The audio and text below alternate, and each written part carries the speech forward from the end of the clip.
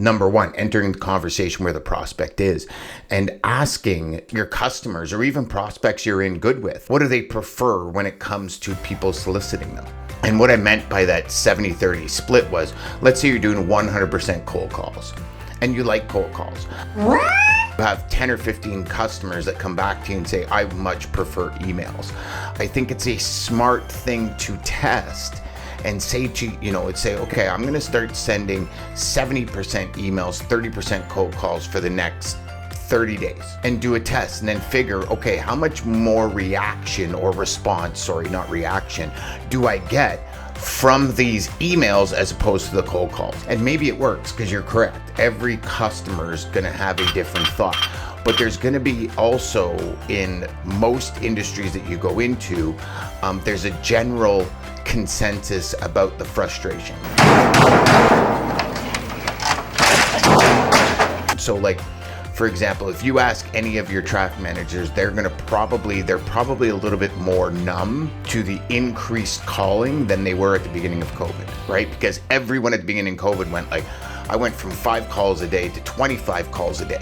So those become very irritating. Then after 2 years of getting 25 calls a day, it becomes normal, right? So how are you going to take that pattern interrupt and use it for your benefit by entering the conversation?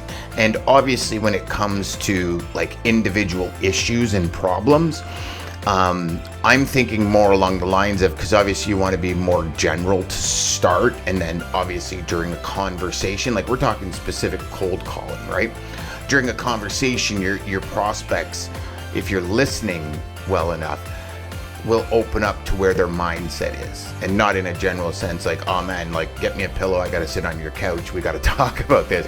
I mean more of just through the fluent conversation, you start picking up clues and little sprinklings of where their mindset is at. So for me, it would be more of entering the conversation where the customer is. How do I figure out how to enter even 40% of the people I connect with, enter the conversation where they're at? And you and I for Bridger, right? In our team for Bridger, it's how do we enter the conversation where they are with regards to their CRM, right? Are they even looking? Are they frustrated? If they're frustrated with their present CRM, what are they frustrated about? And I think all of that comes with conversation. And I think a lot of salespeople miss probably the best opportunity with what they have with their present clients. If you pull those people, pull the people in the shipping department that maybe tender you the loads. What is it that frustrates you? What do you enjoy?